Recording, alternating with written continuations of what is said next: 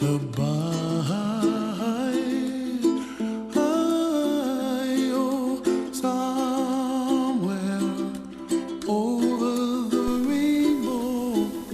this recording on September 28th on Monday afternoon at 4 p.m. in Honolulu, Hawaii, in accordance with instructions I received from my daughter-in-law, Ann Memminger. This is an account of the important points in my life of Charles T. Memminger. That G is for Gustavus. Charles T. Memminger Sr., since I have one son who bears that name also.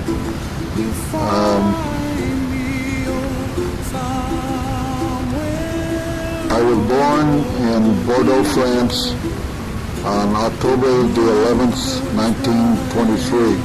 My older brother was born in Leghorn, that's spelled like the chicken, Leghorn, Italy, on May the 18th, 1922. My sister, Elizabeth Ann Memminger, was born in Bordeaux, France,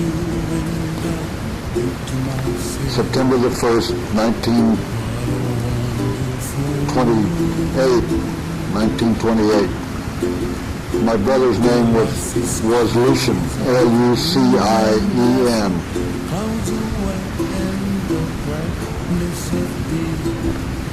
The three of us made up the entire family of my father, Lucien Memminger, who was born and raised in Charleston, South Carolina. And his wife and my mother, Mabel Elizabeth DeBell Memminger, from Wolcott, Wolcott, Indiana, which is a very small town north and west of Lafayette, Indiana. There was three of us children during our stay in Bordeaux, which lasted from 1922 until 1930, at which time my father was transferred and was appointed American consul in Belfast, Northern Ireland.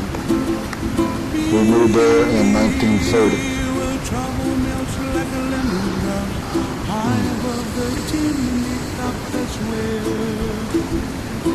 While we were in Bordeaux,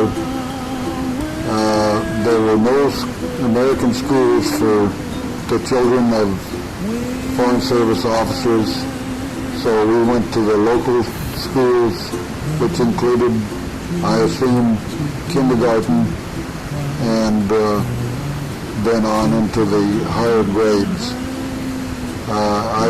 My brother and I spoke French fluently and did so when we played together. I was able to read in French, but not in English. My mother, in an attempt to have us a good background in the English language, had English governesses for us while we were in Bordeaux.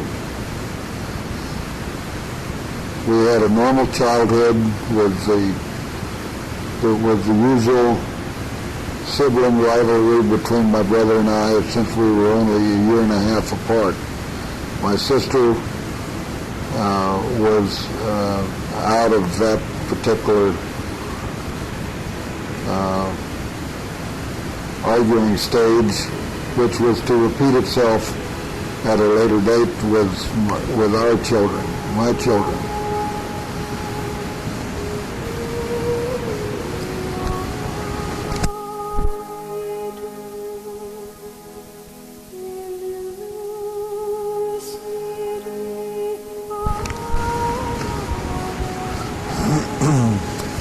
one interesting thing, at least I think it's interesting, about my mother and father, they married quite late in life and had us children quite late in life.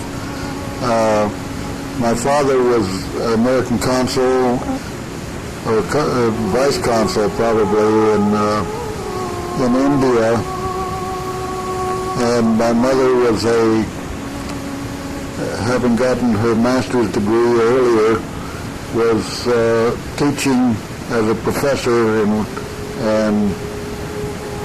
missionary school in India when they met and fell in love and were later married in Paris, France. So it makes my mother quite a bit ahead of the feminist movement that is prevalent today in this country, because she was a professional person, and then of course so was my father. My father, previously to being in the Foreign Service, had been a newspaper reporter in Charleston, started out in Charleston and eventually ended up on a newspaper in Washington, D.C. and he studied for his Foreign Service exams at the Library of Congress. And as of the time that he retired in 1944, he had spent more than 40 years in the Foreign Service. Now, let's see, we were up to our move to Belfast. Yes, as I said, my brother and I both spoke fluent French most of the time when we were together. And so the situation reversed itself when we got to Belfast. My mother then was interested in us retaining as much as possible of the French language, so we got French governesses from then on until finally we didn't have governesses for my brother Lucian and I, just for my sister Elizabeth. Unfortunately, the Irish boys that we went to school with were not overly enchanted with the French in general, and so we very rapidly forgot all our French, in spite of my mother's best efforts to keep us current in French, and we quickly reverted to being single language, English only. And we went to school in, again, local schools in Belfast, and this is pretty much where I, at least, grew up from 1930 to 1937, when I left to go to the United States to go to high school.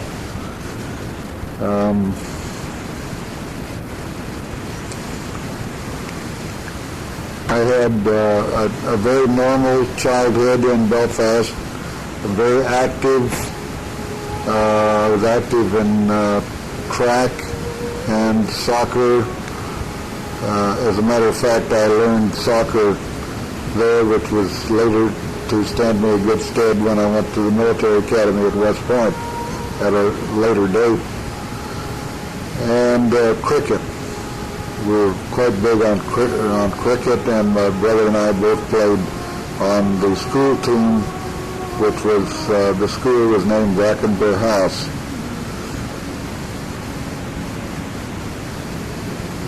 So I spent 6 years at Brackenbury House, and my brother was there for 6 years. What did I say? I was there for 7 years, 1930 to 1937. My brother was there for 6 years. And we were quite active in their athletic teams, and led very normal childhoods with the youth.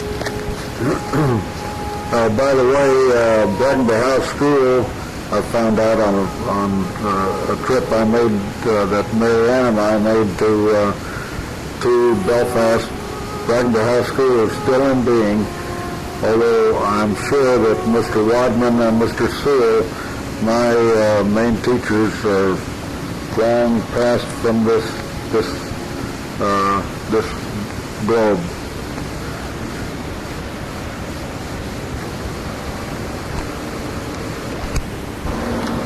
Anyway, what I am trying to say is that my brother and I had a very normal childhood in Belfast, and we were quite active in all forms of athletics as they were represented. Belfast is a strange town in that it is predominantly Protestant, but it does have a large Catholic, Roman Catholic population. And the two are greatly at odds, as anybody that reads the papers today can understand. Now, all of this was going on while we were also living there, but it just seems to me that they were having a little, at least a little bit of fun doing it back in my day, and now with the murders and the bombings and the killings predominating, it seems that they're much more serious. And there are so many aspects to the situation in Northern Ireland that I wouldn't even attempt at this point to try to describe them. But let's say that they were quite interesting. We lived in a predominantly Protestant area. I still remember the address, 12 Adelaide Park, and it was between the main, which ran at right angles, and between Malone Road and Lisburn Road. Lisburn Road being the main avenue south out of Belfast. And that is the road that the 4th of July, the big yearly parade for the Protestants, commemorating William of Orange's victory at Londonderry, that used to take place on Lisburn Road.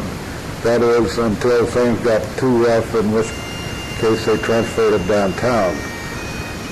But some of my boyhood memories include going down Adelaide Park to Lisburn Road and watching the miles and miles of parading bands, some of which represented some orange organizations in the United States as they passed by. All in all, Belfast, as I say, is a rather strange city, predominantly Protestant, and when I say Protestant, I mean Calvinist, Presbyterian types. Sundays were always supposed to be very quiet and strictly for church going, and if you did anything on Sunday, it was to take quiet walks, which of course is anathema to grown boys with a lot of energy. So Sunday wasn't that big a deal as far as we were concerned, as boys are growing up in Belfast.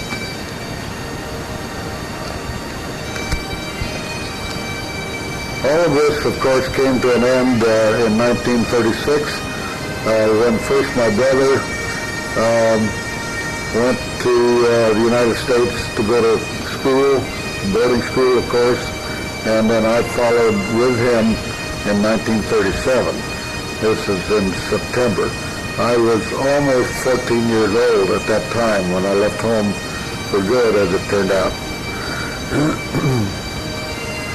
So my brother had spent 1 year at Episcopal High School, and I joined him for his second year. I'll never forget when the family took Lucian down to the boat that he was to travel to reach the United States in 1936, in the fall of 1936. We opened, my father and mother were along, of course, and my sister, my little sister, Elizabeth, and we opened the stateroom door, and there was a character lying on one of the bunks who announced that he was Klondike Ike, and the air in the stateroom was redolent with whiskey fumes and cigar smoke. And my mother took one look at that and immediately went to the purser, and my brother was reassigned to another stateroom. Well, as I say, I joined my brother on the same ship, which was 50% cargo and 50% passenger, by the name of the U.S. Importer. I'll never forget that name. And we traveled to the United States together, and our bunkmate, there were three of us in the stateroom. Our bunkmate was a Catholic priest who we met on the first day and never saw again for the rest of the trip.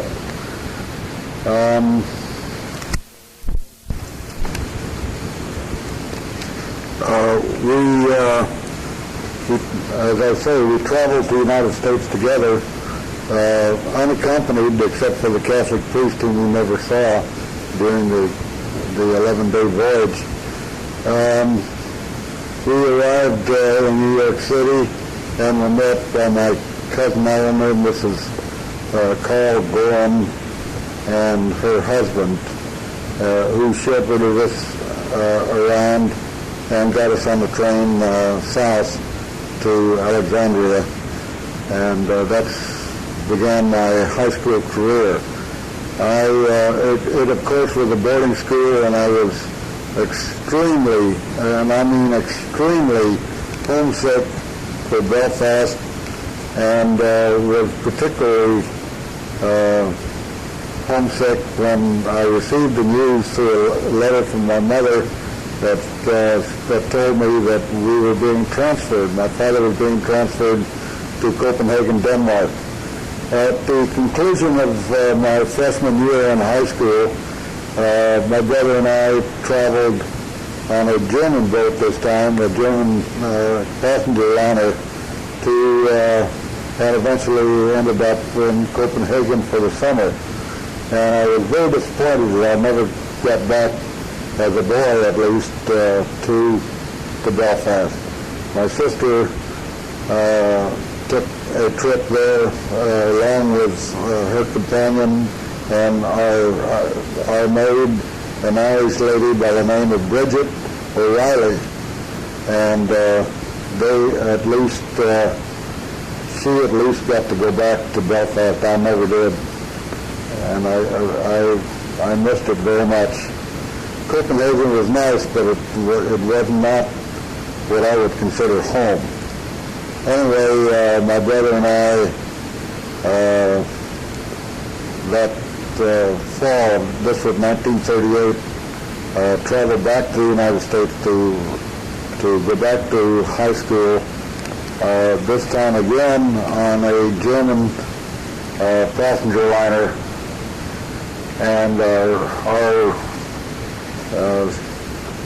roommate at that time was a young fellow who showed us his Nazi armband, and this being before the United States got into the war with Germany, which was to break out in about a year, in the fall of 1939.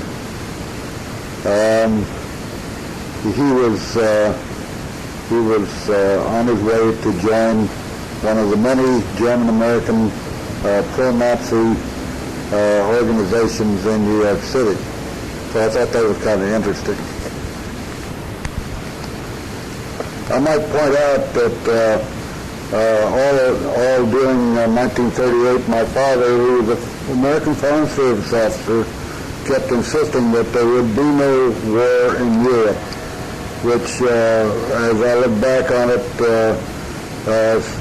it was very clear that there was nothing but wishful thinking, because everybody else in the world knew that there was going to be a war.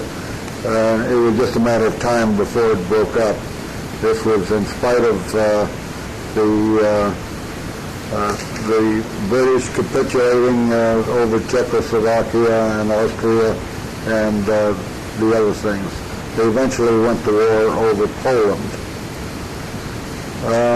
Anyway, my brother and I ended up back at Episcopal High School, and I was to spend 5 years at Episcopal High School, which was a prep school and college prep school, and I was waiting on an appointment to be appointed to the United States Military Academy.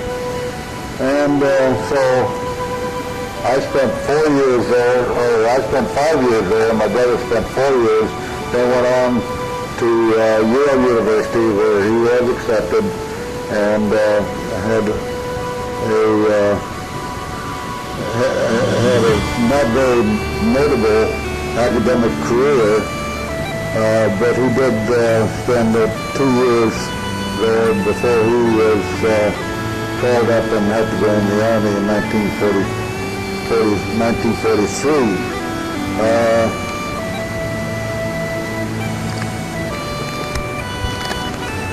Anyway, I did graduate finally from Episcopal High School in June 1942, and then spent that summer in prep school in a military academy prep school in order to win an appointment, which I did in the fall of 1942. And then I took up, I had nowhere to go before the beginning of the school year, so I took employment at Arlington National Cemetery, where I was the only white member of the grave digging team to which I belonged at that time. However, when the snow started to fall and things got kind of cold around Washington, D.C., I received an invitation to come visit my cousin Eleanor, Mrs. Carl Gorham, with whom I had spent many vacations during my high school career. She was so kind to me, took me in, and even wanted at one time to adopt me as their son. They had no children. Anyway, I arrived there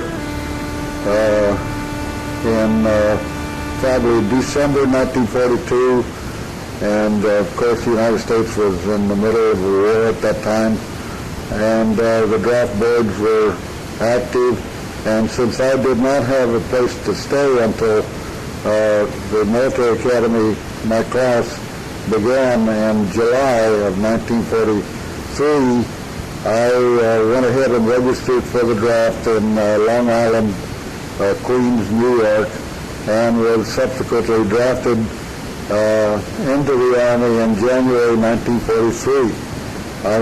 My first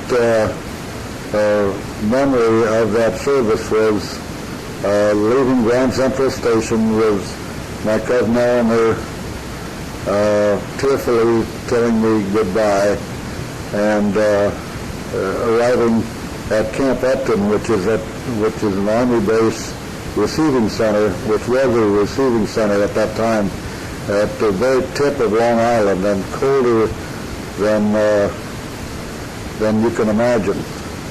I spent 2 days there, then was put on a troop train, where 5 days later I ended up in Brownwood, Texas, at a place called Camp Berry. I'll never forget that place, although it was warmer than New York, which I was very thankful for. My Army career was short.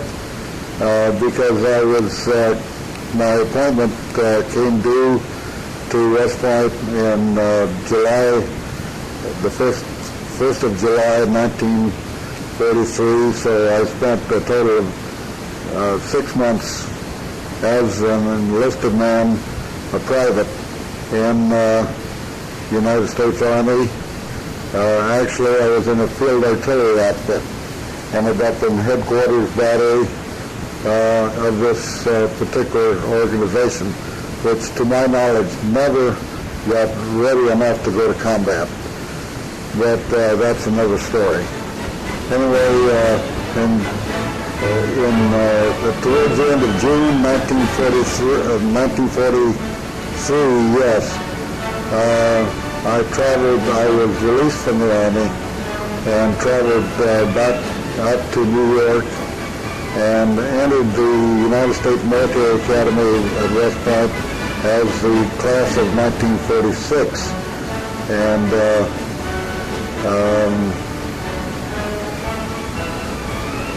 I think I forgot to mention that during my stay at Episcopal High School, I did enter in track as a half-miler. And I think I can recall very clearly that my fastest time in the half-mile was 2 minutes and 10 seconds and was good enough to get me a letter. However, today that would not even win, place, or show for sure in any track meet that they have in high schools today. But in those days it was good enough. So anyway, I arrived at West Point in July of 1943 as a part of the class of 1946. It was a 3-year class, for which I was very thankful after I got there and realized that my stay there was going to be long and boring.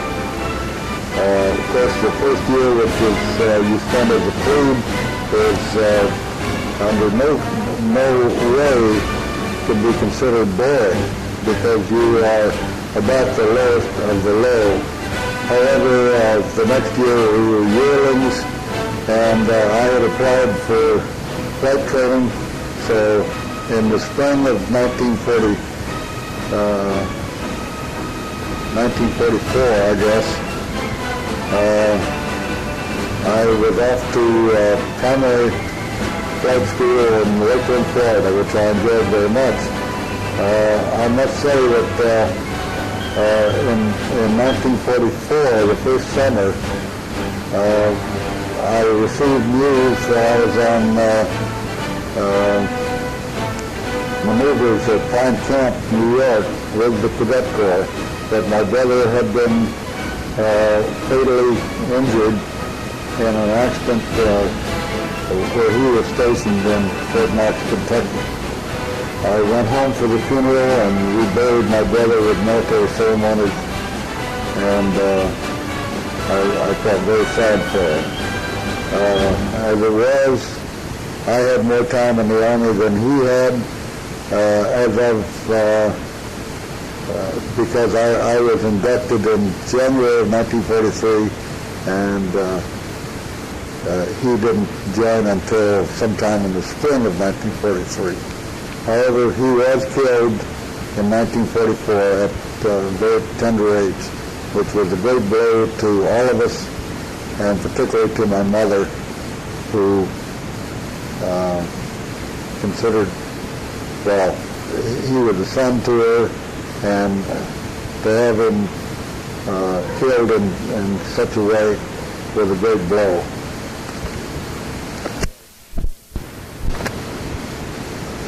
After primary at Lakeland, Florida, where I flew, I was introduced to flying at a PT-13, which is a dual cockpit biplane, open air cockpits, with the leather helmets and the goggles and the white scarf billowing out into the slipstream and all of that kind of stuff. After that, that summer I spent at Stewart Field going through basic flying, which took place in what we used to call at that time an AT-6, which had 660 horsepower.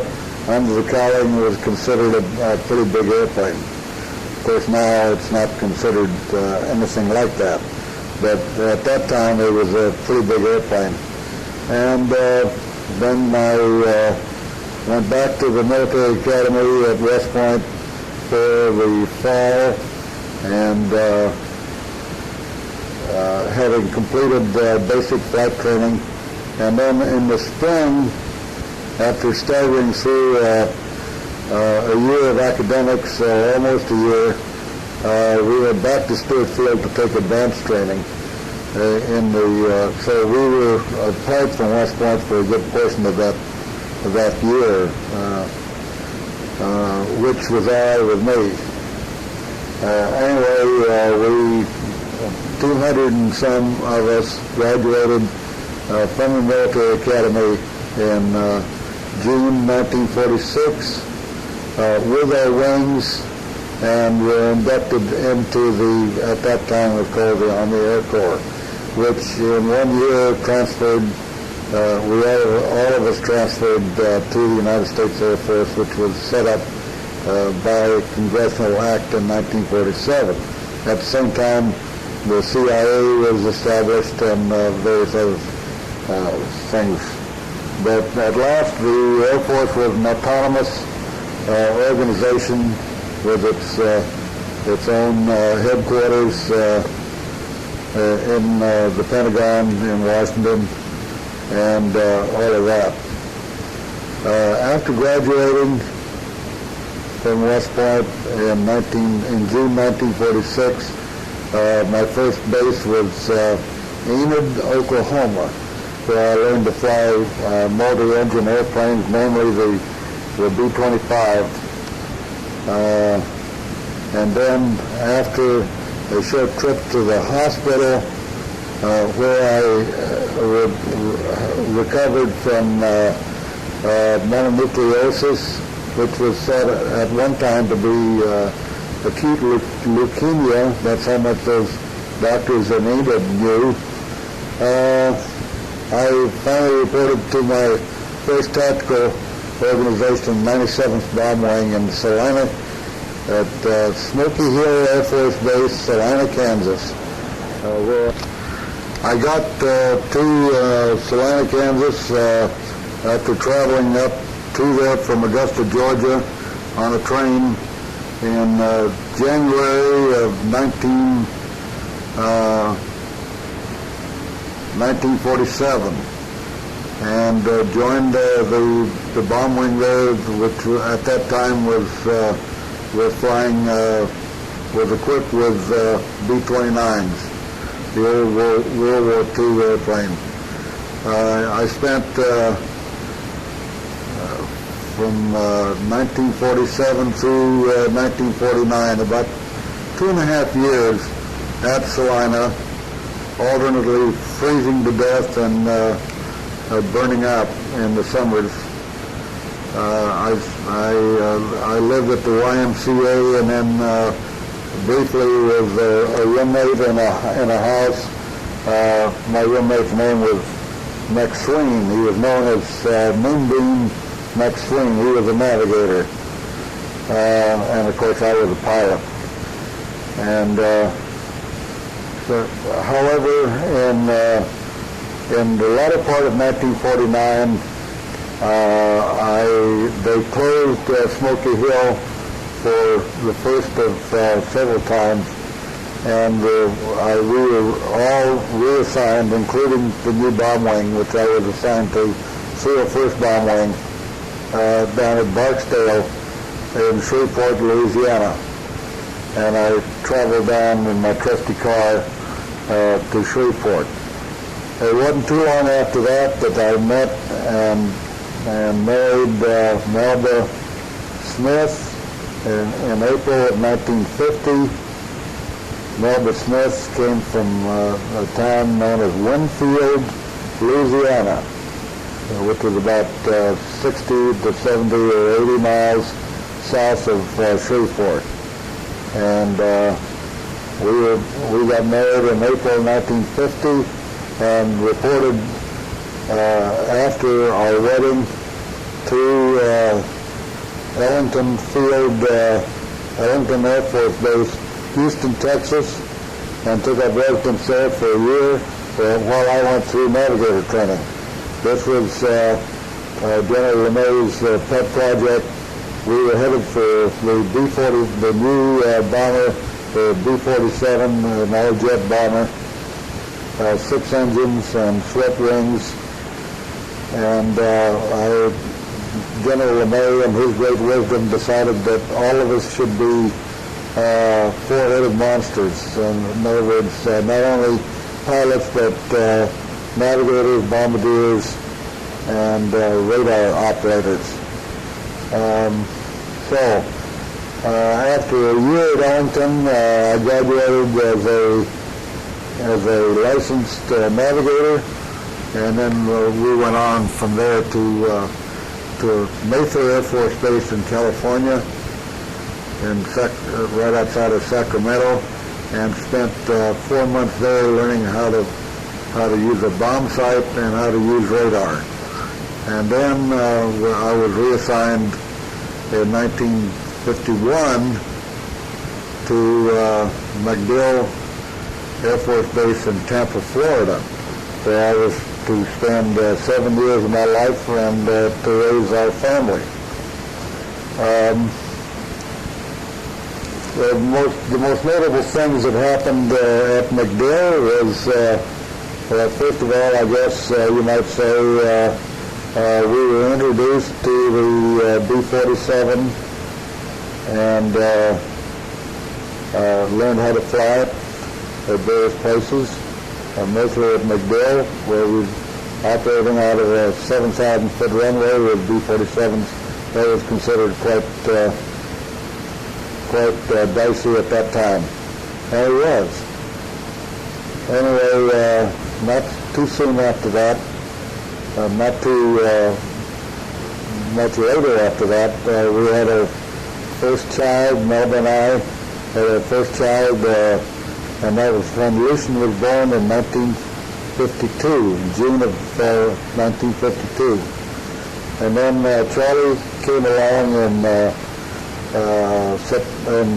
January of 1954, and finally, and this was my idea, not Melba's, Stephen in October of 1957. So all three of our boys were born in Tampa, Florida, in various places around Tampa, but never at the base.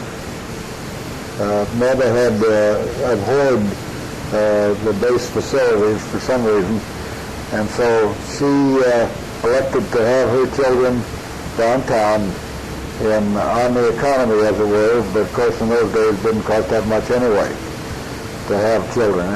The expense comes later, as we were to find out. Anyway, all three of my boys and I and Melba then picked up in the summer of 1958 for my new assignment at Ben Guerir Air Base, Morocco, which is just outside of Ben Guerir Village, Morocco, which is some 40 miles north of Marrakesh in Morocco. It was a SAC base, and I was assigned there as a staff officer, director of operations. We spent 2 years there, and then traveled back to the United States, still the family intact, and our next station was at Albany, Georgia. And we arrived in Albany, Georgia at Turner Air Force Base in the summer of 1960, and we're to spend approximately 2.5 years there. We actually kind of forced to buy a house. There were no rentals, adequate rentals around, and there were no quarters on the field at that time. We were forced to buy a house, and I still remember there was an all-air conditioned, which was almost a must for South Georgia, and particularly in the long summers. But the house was located out at Radium Springs, which is a considerable way from the town of Albany, but sort of in the country. But we had nice neighbors, and we enjoyed our stay there. Enjoyed the house, as a matter of fact. It was a 3-bedroom, air-conditioned, 2-bath house with a large living room, and I remember it with some nostalgia. Particularly when I lost $3,000 trying to sell it, which is another story. Anyway, down the street from us, or down the alley really, and catty corner from us was the gentleman who was to be my B-52 radar bombardier, and his family. And the reason I bring this up is because Mac and I flew together for a year and a half to 2 years, and we got quite friendly as people on the same crew do. And Mary Ann McIntyre at that time, who was later to become the second Mrs. Memminger. But that's a story in itself, and we'll deal with that later on. Anyway, we had nice neighbors, and we enjoyed our stay in Radium Springs. I did not enjoy the first job I had at Turner, which was base operations officer. As such, I was part of the combat support group and not the bomb wing, which I'd been used to being as a B-47 navigator, not navigator, but pilot, so I was not part of the bomb wing. I was part of the combat support group, and we were treated like unknown cousins, if you will. But it wasn't too long after that, after 1 year in that job, that I volunteered to go back to the cockpit as a B-52 aircraft commander. And so I was shipped that summer in 1961, I guess. That summer I was shipped out to Castle Air Force Base in Merced, California, to start my B-52 training. Ended up in New Mexico to take the flight training, and then back to Albany in 1962 to pick up my crew, of which the primary member was, of course, Mac. His last name was McIntyre, but everybody knew him as Mac. Was my radar navigator, radar bombardier, if you will, and my whole crew. And it wasn't too long after that that we were checked out and combat ready, and started flying as a B-52 crew. I continued to do that until I received orders for SAC headquarters at Omaha, Nebraska. Up until that time, I'd been carrying the MOS of operations officer, and that's what they picked me up on.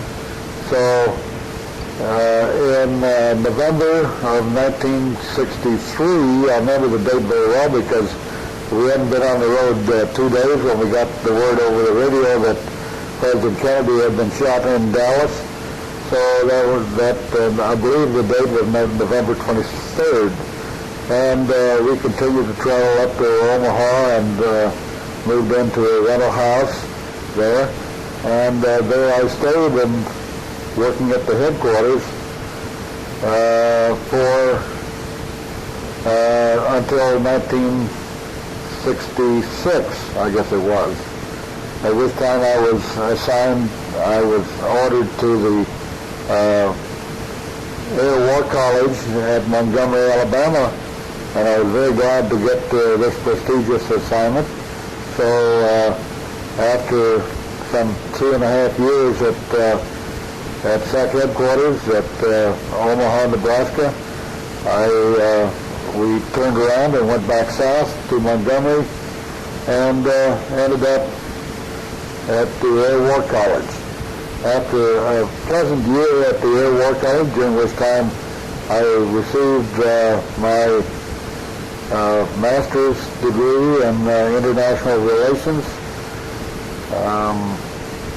I was then next assigned to Vietnam, was training and to be undergone before shipping to Vietnam in AC-47s, the